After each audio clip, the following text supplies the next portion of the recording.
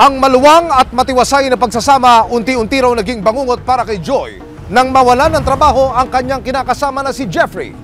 Madalas na raw kasing malango ang haligi ng takanan at dito na raw siya nakatatanggap ng hindi magagandang salita. Dahil dito, nagpasya si Joy na iwanan si Mister maging ang kanilang 3 anak pero makalipas ang 8 buwan. Nagpasya si Joy na ipaglaban ang karapatan niya bilang ina ng mga bata. Ano naman kaya ang masasabi ni X sa kanyang comeback? Sa loob ng 14 na taon, naging matiwasay ang pagsasama ni na Joy at Jeffrey. Hanggang magbunga ng 3 supling ang pag-iibigan nila. Pero, nag-iba raw ang lahat noong 2020 nang mawala ng trabaho si Jeffrey. Wala po kasi siyang trabaho, tas palagi po siyang nagiinom, naglalasing. May times po na nasasaktan po niya ako. Nag-iba po kasi yung ugali niya. Parang nagkalabuan na po kami. Nitong March lang po ngayong taon, naghiwalay po kami. Si Jeffrey nagsimula raw mahumaling sa pag-iinom at sa tuwing nalalasing. Si Joy daw ang napagbubuntungan. Ito po, yung lasing na lasing po siya. Ayan po. May trauma na po ako sa kanya. Ayon pa kay Joy, naging mapanakit din daw si Jeffrey sa tuwing nagtatalo sila. Pumasok po ako na may black eye po ako kasi sinuntok niya po ako dahil sa pagsiselos po niya na wala naman pong katotohanan. Hindi na raw niya kaya ang sinasapit sa kamay ng kinakasama, kaya nagpasya si Joy na umalis sa kanilang bahay noong Marso 2024 at iwanan si Jeffrey maging ang kanilang 3 anak. Paulit-ulit lang naman po yung mangyayari, mami. May trauma na din po kasi ako, ma'am. Pero sa loob ng 8 buwan, nilamon daw si Joy ng pangungulila para sa 3 anak.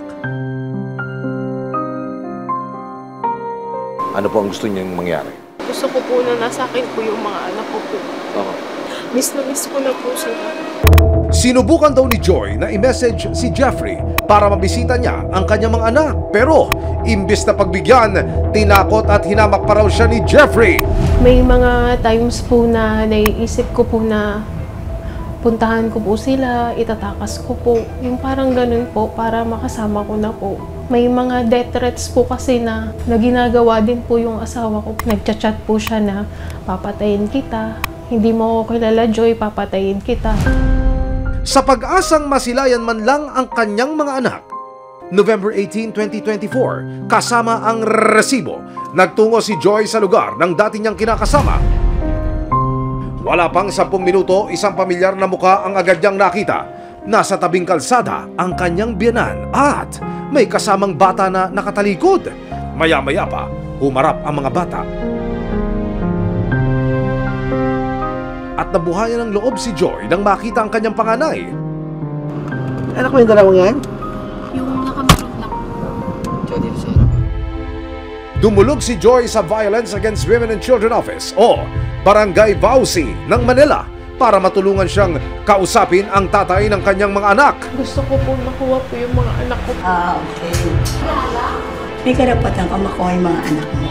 Sa ilalim ng batas, kapag hindi kasal ang mga magulang, nasa biological mother dapat ang bata hanggang maabot niya ang edad na 7 taong gulang. Pero bago maglabing 8 taong gulang, may karapatan na raw ang bata na ilahad kung kanino niya gustong sumama. Gayunpaman, kailangan pa rin ng masinsinang pagsusuri ng mga social worker para i-assess kung sa nanay o tatay ba dapat tumira ang bata. Sige, pupunta ako. Kaya, sa araw ding iyon, ipinatawag ng barangay si Jeffrey para pag-usapan ang gusot ng pamilya. Maya-maya pa, dumating na rin ang dating kasintahan ni Joy na si Jeffrey. Ilang saglit pa, naging mainit na ang usapan. Gusto ko ibigay sa kanya. Sa akin kagawad ha. Hindi ko kayo nakakausap yung mga anak ko. Hindi ko tinatago yung mga anak ko sa kanya, binibigay ko sa kanya. Sabi ko, gusto mo makita anak mo, dalawin mo. Wala namang masama. Nang maungkat ang mga akusasyon ni Joy na sinasaktan siya ni Jeffrey, Nabuhatan ko siya ng kamay pero hindi naman grabe. Parang amba-ambaw lang ako. Ano? sa kalagitnaan ng kanilang pag-uusap, aba, si Mami ang hinihingian ni Daddy ng sustento. Ang nalala ko lang, i-apple ko sa kanya, yung sustento ng mga bata. Bigyan ko. Kahit grocery lang. Bakit parang nagkabalik na dyan? Hindi, ako, kahit nagka-runner naman ako sa kanila, nabibigyan ko naman yung mga anak ko, napapakain ng mga kuya ko, nanay ko. Sa akin naman, pag sumawad ka, bigyan mo naman yung sustento ng mga anak ko. Tatlo anak kong iniwan mo sa akin. Bakit ako magsusustento, Jay? Yung anak mo yun eh. Tatlo yun eh. Paano kung magsusumikap kung magsusustento ako? Ikaw nang sabi, di ba? Sustento Hindi na lang ko ako. ginawa kasi gusto kong magkatrabaho ka. Kaya ko naman magtrabaho, Joy. Okay lang. Matapos ang harapan ng dating magkasindahan, ipinatawag ng barangay VAUSI officers at social workers ng District Social Welfare Office sa mga bata para magkaroon ng inisyal na evaluation at assessment. Nang matapos ang closed-door assessment sa tatlong bata, kinausap ng magkahiwalay sina Joy at Jeffrey para masinsinang ipaalam ang magiging desisyon. Ang gagawin po natin, pag-aarapin po kayong dalawa para magkaroon po kayo ng co-parenting, kung ano yung magiging plano po para sa best welfare ng mga bata. Ayon sa MSWDO, sakaling hindi magkasundo ang dalawang panig kung kanino mapupunta ang kanilang anak, pansamantala muna raw nilang dadalhin sa shelter ang mga bata. Kung wala kaming pagkakasunduan, shelter po natin yung anak para din po sa kapakanan nila.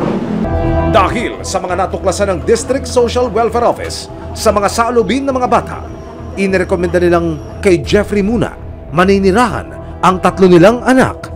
Explain lang din namin sa iyo, Mami, kung bakit hindi namin agad kayang ibigay sa inyo.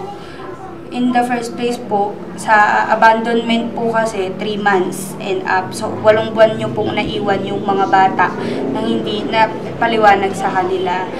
Sa ngayon po, ma'am, okay lang naman po sa akin na nasa kanya po muna yung bata habang nasa proseso po. Ayon kay Jeffrey, marami naman din daw tutulong sa kanya para mabuhay ang kanyang mga anak. Matapos ang magkakasunod na assessments at pakikipag-usap ng mga social worker kanila Joy at Jeffrey, dumating ang kanilang mga anak.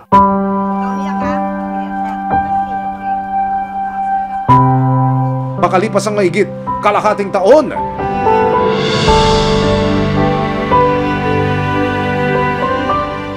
naiyakap muli ni Joy ang kanyang mga anak.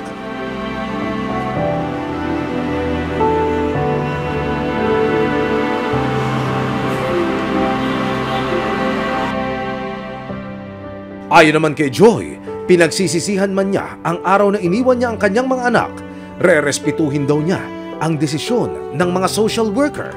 Sa ngayon kasi, sir, pansamantala po nasa kanya po muna. Sana alagaan niya pong mabuti.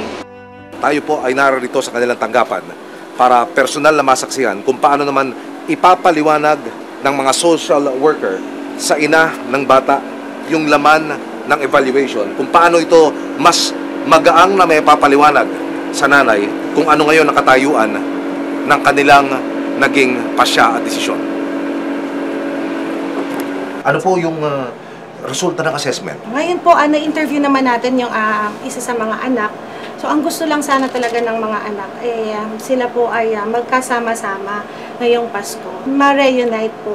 Willing po si tatay. So, yun din po yung itatry din natin with the mother, kung ano po yung pakiramdam niya. Kasi lagi naman nating priority, best welfare and interest po ng mga bata.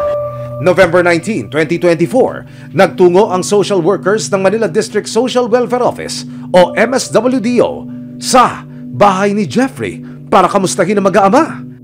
Kamusta naman yung pagkatapos po na nangyari kagabi? Kamusta naman po pag-uwi nyo dito tungkol sa mga bata? Nakulat din po, hindi ako nakatulog sa gabi. Kasi kakaisip sa mga anak ko. Kung ano gagawin sa mga anak ko pag ginawa niya. Ipinaliwanag din ng mga social worker kay Jeffrey ang mga susunod na hakbang para mapabuti ang kalagayan ng kanilang mga anak. Nakapag-refer na po kami sa District 4 para po sa parental capability assessment report po ni nanay. So kung magkakaroon ng co-parenting para sa kanila, mas makakabuti po para sa kanila dahil ang gusto nila magkatuluyan. Sana bilang parent po ng mga bata, magkasundo po kayo. Pangako naman ni Joy at Jeffrey, sisikapin nilang maging mabuting magulang sa kabila ng kanilang hindi pagkakasundo at paghihiwalay. Umaasa rin si Joy na maibabalik din sa kanya ang kanyang 3 anak sa tamang panahon. Tanging hiling ng magkakapatid, magkasama-sama na raw sana sila sa darating na Pasko. Malapit na yung Christmas, so anong gusto mong mangyari? Magkasama po ulit si Mama at si Papa.